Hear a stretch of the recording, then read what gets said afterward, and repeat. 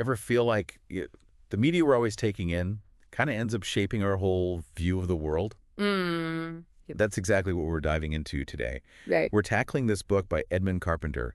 They became what they beheld. Oh, I like that title. Right. It just grabs you. And it's all about how media, all kinds of media don't just influence us, they actually mold how we perceive things, even ourselves, our identity. It's true. It's almost like we become what we consume in a way. And to help us unpack that idea, to really connect the dots in Carpenter's work, we've got a real expert joining us for this deep dive. Exactly. Someone who's just brilliant at taking these complex ideas and making them crystal clear, finding those aha moments. Welcome. Thanks. It's great to be here. So let's jump right into it. This idea Carpenter has about media as environment, it's not just about being like passively influenced, right? It's bigger than that. You got it. He's arguing that media actually becomes the fabric of our reality. The fabric, wow. Yeah, like we're woven right into it. It's like that quote, how does it go? No environment is perceptible because it saturates the whole field of attention. We're just swimming in it, basically. Exactly. So immersed that we stop even noticing it after a while. He uses that example of old magazines like Collier's and Yeah. Saturday Evening Post. They got to a point with so many ads, they were practically swallowed up by them. Totally. Think about your own experience with advertising. I mean, you're bombarded with it constantly. Ever just feel numb to it all? Like you can't even process it anymore. That's Carpenter's point. New media, even if it's startling at first, it eventually just fades into the background. It becomes normal. Exactly. And then it's the new normal. Like, we don't even think twice nowadays about needing to read to, like, navigate the world. But that's a skill that the written word, that medium, made essential. That's such a good point. It's like our environment, even our physical surroundings, they get redefined by media. And as new forms pop up, well, they shake things up, disrupt the established order. Like radio, it kind of empowered the powers that be, right? The establishment had a voice. Right. And then, boom, TV came along with its own rebellious streak. Oh, I love the Eisenhower-Kennedy example he uses. Their speeches were practically identical on paper. But then TV enters the picture, and suddenly it's not just what you're saying, it's how you look saying it.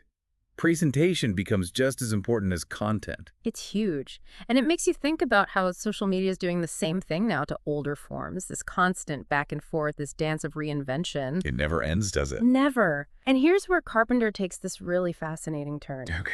He starts talking about electronic media creating this new tribal world. Okay, tribal world. Now that's a phrase that needs some unpacking. What's he getting at there? He's really talking about the shift from individual identity to a more collective one. Okay. Like in traditional tribal societies, the group, the collective, outweighs the individual. So less me and more we. Exactly. And he illustrates it with this idea that tribal artists, like traditional artists in these cultures, they don't really have a private point of view. Interesting. Their art, it embodies the collective consciousness of their entire tribe. It's not about self-expression the way we think of it. That's wild. I never thought about it that way. Right. And, think about masks in those tribal societies.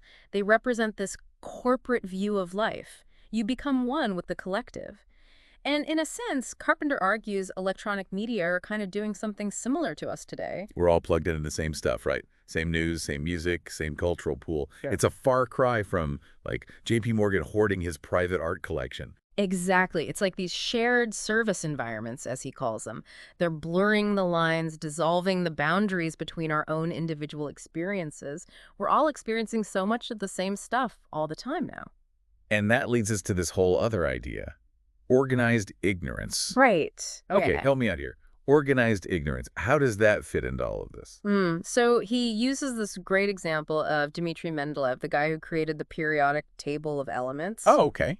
Mendeleev, when he was making the table, he left gaps in it for elements that hadn't even been discovered yet. He left gaps, like on purpose. Intentionally, because he knew something should be there even though he couldn't see it yet. And those gaps, they actually helped him predict the properties of those missing elements. Wow, that's incredible. Right. It's about acknowledging what you don't know, making space for the unknown. So by clearing away some of the clutter in how we see things, we can actually open ourselves up to new possibilities, things we might have missed otherwise. Exactly. And a perfect example of this is the dancer, Trudy Shoup. Carpenter talks about how she was stripped of all her usual identity markers, and through dance, she rediscovered her body in this incredible way. Wow, so it's about reclaiming that childlike sense of discovery, that wonder. I think so, yeah. It's like electronic media can actually have this surprising effect of reconnecting us with our physical selves, our bodies, in a world that's increasingly digital. There's a lot to wrap your head around. All this talk of shifting environments, tribal identities, it's exciting, but it can also feel kind of overwhelming. Like, where do we even start to figure out how to navigate this new world? Well, I think that's where this idea of organized ignorance can be really helpful. Okay. It's about being okay with not having all the answers.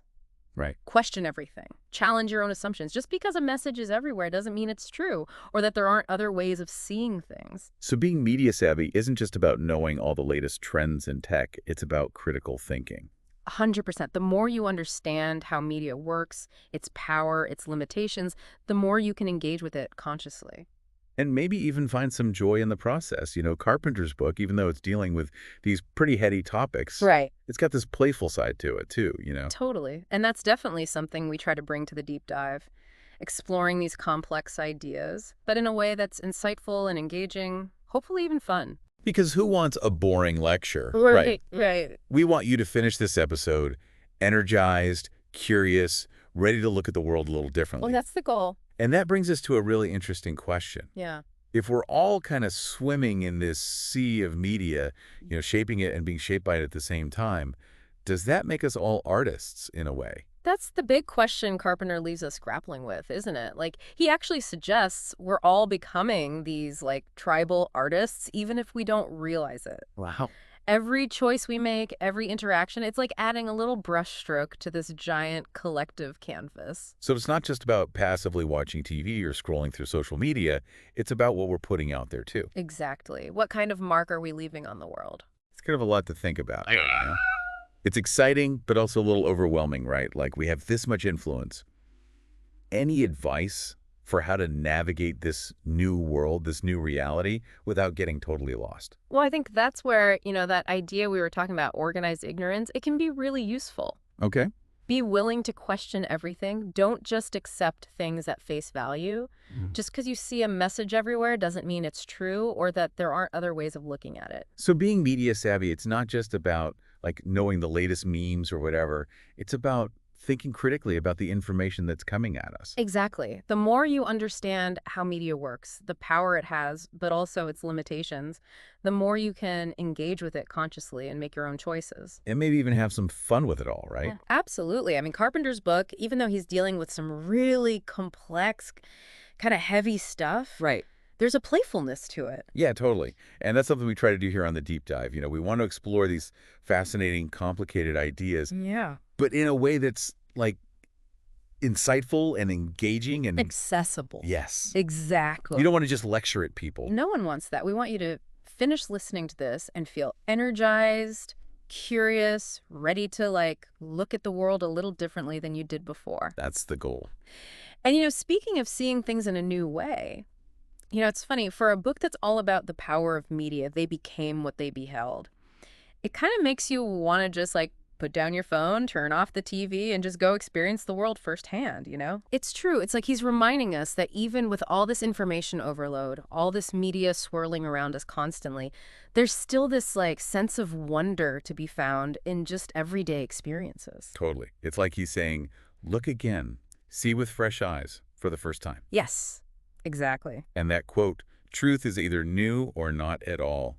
Ooh, that one gets me every time. It's such a call to action. It really is. It's about being open to new perspectives, new information, and allowing those encounters, those new experiences, to shape how we understand things. So how can our listeners, how can we all cultivate that smell of newness in our own lives, especially with, like, a million things fighting for our attention every minute of the day? Well, sometimes I think it's about being more intentional with how we're consuming things. Okay. Like consciously stepping away from the screen, spending time in nature, engaging your senses directly. Honestly, it's amazing how refreshing that can be, just to unplug a little. It really is. Yeah. And maybe it's also about, like, actively seeking out different viewpoints. Oh, absolutely. Like, read something you would normally pick up. Yeah. Have a conversation with someone whose experiences are totally different from your own. Because the more we expose ourselves to those different ways of seeing the world, the more, nuanced and informed our own perspectives become. It all comes back to that idea. We become what we behold. It's a reminder to be mindful, not just of the media we consume, but also the media we're creating through our actions, our choices, our interactions. Because in a way, we're each contributing to this, like this constantly evolving collective experience, this thing we call reality. So as you're navigating this world, this crazy, constantly shifting media landscape, remember, you are not just a spectator. That's right. You're an artist, too. You're shaping the world around you with every choice you make. What's your masterpiece going to be? That's something to think about. Thanks for joining us for this deep dive.